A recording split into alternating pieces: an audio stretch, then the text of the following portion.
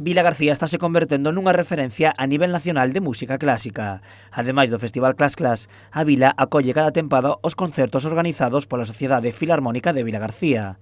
A programación da sétima edición, que se celebrará ao longo do 2022 e do 2023, inclúe 6 concertos e un festival internacional. Isto non é só un concerto, vamos a participar dun festival internacional que é o New Millennium International Chamber Music Festival, e a edición do 2023 se vai a facer en Vilagarcía.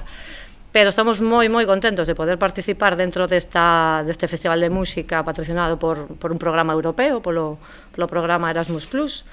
Coa celebración do festival, a vila acollerá a testemunha de Budapest e será sucedida por Viena e Sofía, o que significa poñer a Vilagarcía no nivel de grandes cidades europeas.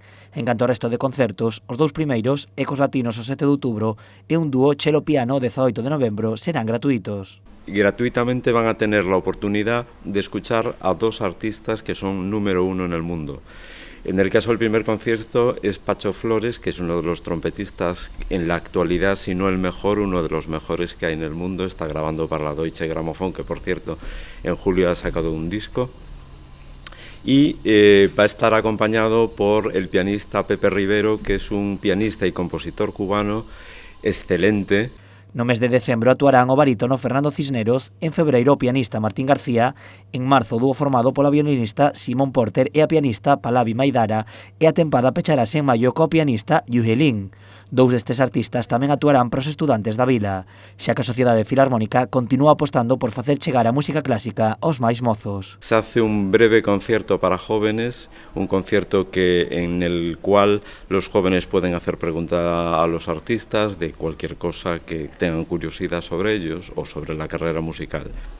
Y estos son alumnos, estos conciertos es para alumnos. El año pasado empezamos con los centros villagarcianos de bachillerato y secundaria, y este año vamos a ampliarlo a nuestros vecinos, que van a ser los centros de Vilanova, Ailla y Cambados. Os concertos, que non son gratuitos, terán un custo de 18 euros, pero os que non sexan socios da Sociedade Filarmónica.